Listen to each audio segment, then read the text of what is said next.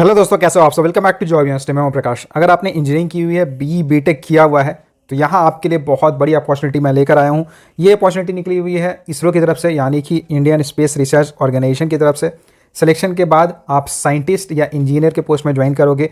Group A post आपकी रहने वाली है, क्लास 1 ऑफिसर की पोस्ट रहती है। साइंटिस्ट आप बनते हो, इंजीनियर की पोस्ट में आप जॉब करते हो, तो रिसर्च से रिलेटेड बहुत ज़्यादा वर्क रहता है, बहुत ज़्यादा आपको नॉलेज यहाँ पे मिलता है। बहुत बड़ी अपॉर्चुनिटी अगर आप देखो तो है। अगर फ्यूचर एस्पेक्ट्स की भी अगर बात करो तो आप अगर साइंटिस्ट वर्क करते हो तो आपको फ्यूचर में बड़ी ऑर्गेनाइजेशंस के साथ काम करने का भी मौका मिल सकता है। तो चलिए बात करते हैं किन किन पोस्ट पर वैकेंसी निकली हुई है, अप्लाई करने की एलिजिबिलिटी क्राइटेरिया क्या रहने वाली है, एज लिमिट क्या रिक्वायर्ड है, सिलेक्शन का प्रोसेस कैसा रहेगा, एग्जामिनेशन पैटर्न कैसा रहने वाला है। साथ ही साथ बात करेंगे यहाँ ज्वाइन करने के बाद आपकी मंथली सैलरी क्या रहने वाली है एंड क्या क्या इंपॉर्टेंट डेट्स रहेंगे। तो यहाँ पे वैकेंसी निकली हुई है इसरो यानी इंडियन स्पेस रिसर्च ऑर्गेनाइजेशन की तरफ से। साइंटिस्ट एंड इंजीनियर के पोस्ट में वैकेंसी निकली हुई है। अगर आपने बीटेक या इक्विवेलेंट डिग्री की हुई है तो आप यहाँ अप्लाई कर सकते हो। तो ये opportunity electronics, mechanical and computer science वालों के लिए निकली हुई है। तो वीडियो का एंड तक देखना, सारी इन्फॉर्मेशन आपको इस वीडियो में मिल जाएगी। यहाँ पे आपको लेवल 10 का पे स्केल मिलेगा, यानी कि ज्वाइनिंग के बाद आपकी मंथली इन हैंड सैलरी 80 से 85,000 रहेगी। इसके अलावा बहुत तरह के अलाउंसेस, बहुत तरह के बेनिफिट्स आपको मिलते हैं। इसरो में जब आप ज्वाइन करते हो तो आपको इसरो के क्वार्टर्स मिलते हैं, तो क्वार्टर्स में आप आराम से रह सकते हो। बहुत ही बेहतरीन क्वार्टर्स रहते हैं। क्लास 1 फैसिलिटी आपको मिलती है। बहुत ही ज़बरदस्त जॉब रहती है, बहुत ही ज़बरदस्त यूनिक आप इसे कह सकते हो कि इंडिया में इसरो में अगर आप काम कर रहे हो तो ये बहुत अपने आप में बहुत बड़ी गर्व की बात होती है, क्योंकि आप सीधे देश के लिए काम कर रहे होते हैं। डायरेक्टली कंट्री के डेवलपमेंट में आपकी हिस्सेदारी रहती है, तो बहुत बड़ी बात होती है। टोटल 303 वैकेंसी निकली हुई है। एक एक करके बात करते हैं। तो साइंटिस्ट इंजीनियर इलेक्ट्रॉनिक्स के लिए टोटल 90 वैकेंसी निकली हुई है। अगर आपने बीटेक किया हुआ है इलेक्ट्रॉनिक्स एंड कम्युनिकेशन में और आपके मिनिमम 65% मार्क्स होने चाहिए या फिर CGPA 6.84 होना चाहिए आउट ऑफ 10, तो आप यहाँ अप्लाई करने के लिए एलिजिबल हो। कोई यहाँ एक्सपीरियंस वगैरह की रिक्वायरमेंट नहीं है। अगली वैकेंसी की बात करते हैं। तो साइंटिस्ट इंजीनियर मैकेनिकल के पोस्ट में वैकेंसी निकली हुई है। टोटल 163 वैकेंसी निकली हुई है। मैकेनिकल के लिए सबसे ज़्यादा वैकेंसी यहाँ निकली हुई है। और यहाँ भी अगर आपने बीटेक किया हुआ है मैकेनिकल में तो आप यहाँ अप्लाई कर सकते हैं। मैकेनिकल इंजीनियर आपने की हुई है, लेकिन मिनिमम आपके 65% मार्क्स होने चाहिए या फिर CGPA 6.84 होना चाहिए। अगली वैकेंसी निकली है साइंटिस्ट इंजीनियर कंप्यूटर साइंस के लिए। टोटल 47 वैकेंसी है। अगर आपने बीटेक किया हुआ है कंप्यूटर साइंस में with aggregate minimum of 65% marks, minimum 65% marks है, तो आप यहाँ अप्लाई करने के लिए एलिजिबल हो। अगली वैकेंसी की बात कर लेते हैं। तो ये वैकेंसी निकली है साइंटिस्ट इंजीनियर इलेक्ट्रॉनिक्स के लिए, ऑटोनोमस बॉडी के लिए ये निकली हुई है। 2 वैकेंसी है।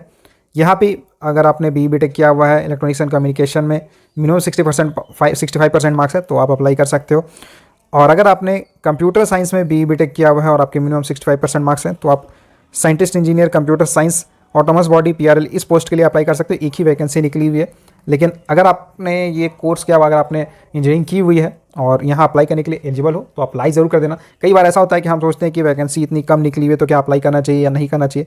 लेकिन देखिए, ऐसा ज़रूरी नहीं है कि अगर 2 वैकेंसी निकली हुई है या 10 वैकेंसी निकली हुई है तो उसमें आपका सिलेक्शन नहीं होगा। बहुत लोग ऐसा सोचते हैं कि कम वैकेंसी तो सिलेक्शन नहीं होगा। ऐसा कुछ नहीं होता है।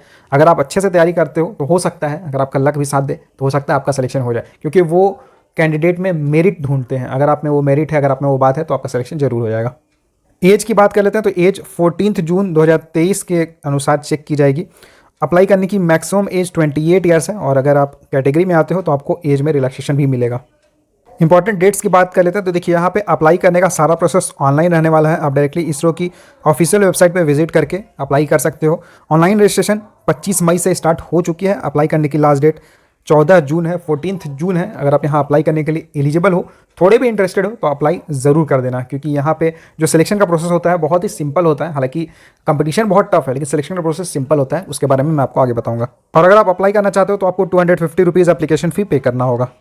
सिलेक्शन प्रोसेस की बात करते हैं। जैसा कि मैंने आपको बताया, यहाँ सिलेक्शन प्रोसेस काफ़ी सिंपल रहता है। तो आपको एक रिटन टेस्ट पहले देना है, और रिटन टेस्ट क्वालिफाई करने के बाद आपको इंटरव्यू के लिए कॉल किया जाएगा, और final selection written test plus interview के मार्क्स के बेसिस पे होगी।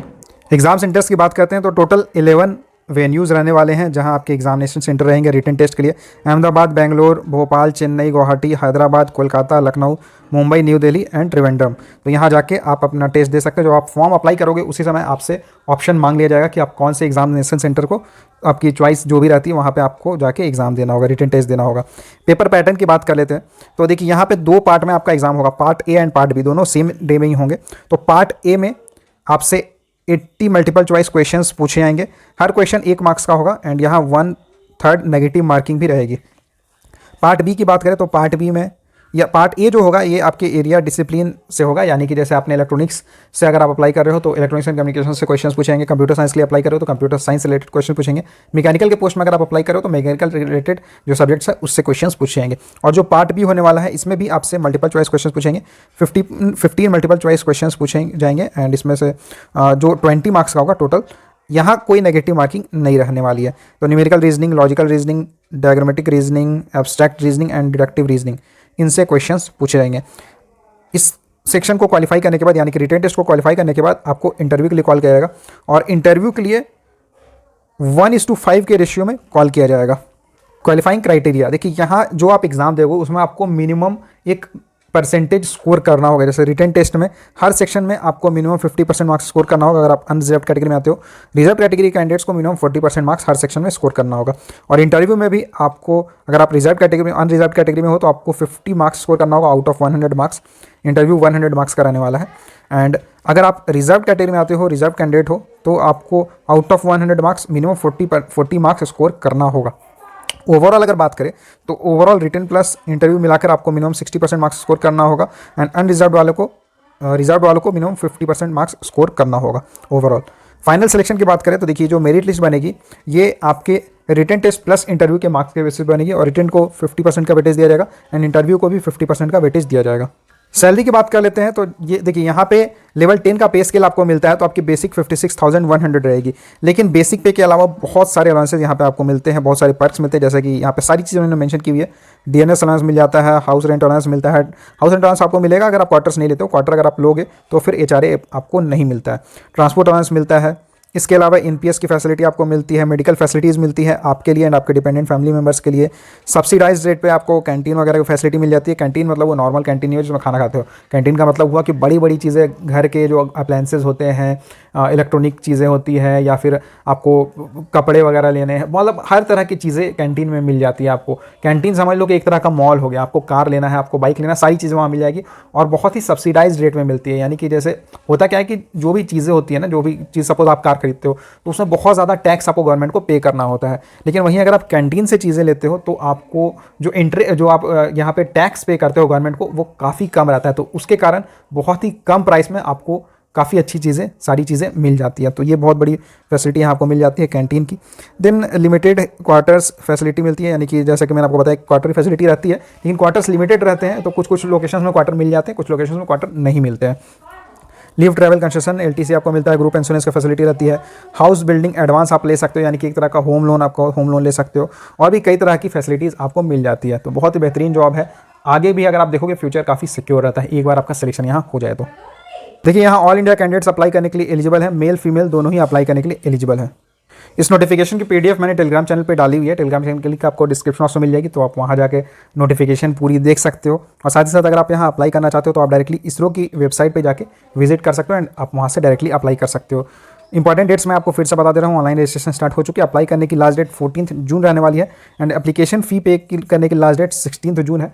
लेकिन आप बहुत ज़्यादा, अगर आप यहाँ अप्लाई करने में इंटरेस्टेड हो, अप्लाई करना चाहते हो, तो ज़्यादा वेट करने की ज़रूरत नहीं है, जल्द से जल्द अप्लाई कर देना। और इससे रिलेटेड अगर आपका कोई सवाल रहता है इस नोटिफिकेशन के बारे में, अगर आपको और कुछ जानना है इसरो के बारे में, अगर आप और कुछ जानना चाहते हो तो आप मुझे कमेंट करके पूछ सकते हो। Thank you and all the best.